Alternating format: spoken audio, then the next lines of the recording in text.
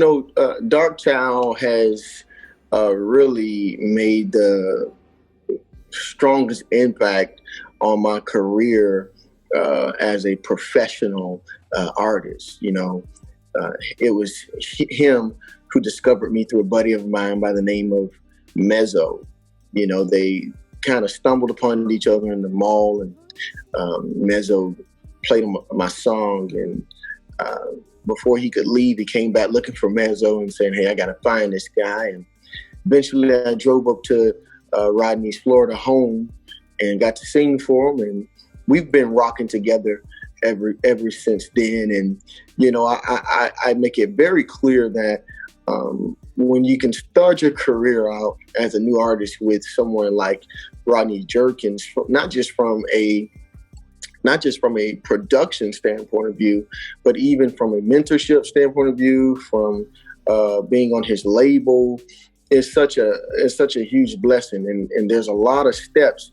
I don't want to say that you get to skip, but he's definitely done his job putting the best team around me, and we work very, very hard.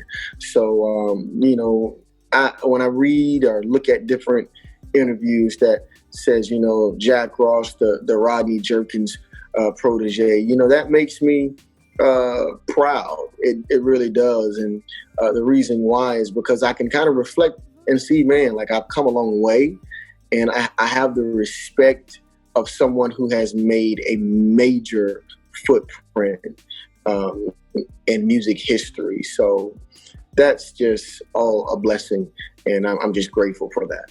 What people can expect from me for the remainder of the year is you can expect me to continue to be in your face on social media. And I may have a few tricks up my sleeve for some songs. So definitely be on the lookout. We're in the latter part of the year, and I always say we're approaching the time where the music industry kind of goes to sleep. But however, that doesn't mean that I'm always going to be sleeping. So just watch out for me there. And the top of the year is going to be fun, and we're going to have some special stuff planned.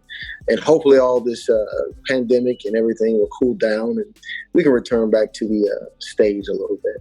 For me, the most important thing in my music career is to see people change for the better. See people motivated and finding peace and just discovering themselves through some of the sounds that God has allowed me to provide, and of course there'll be other ventures that you want to get into, but my whole focus is really strictly on making an impact in so many people's lives that, again, when I'm going from here, it's not necessarily always going to be the music that's going to be talked about more than the impact that the music had on people's lives. If I could go back and give myself a little bit of advice, honestly, I would just simply have to say to myself, then just continue to be patient. I've always believed in continually preached the message to younger artists or other artists by saying, follow the long road, take that road, because I personally, and I've always had this belief that artists that take shortcuts and artists that, try to go the fast route, they normally have a fast career. But artists who take the long road and work and grind, there's going to be many ups and many downs, a lot more downs than ups. But if you continue that progress and process, then you will get to where you want to go.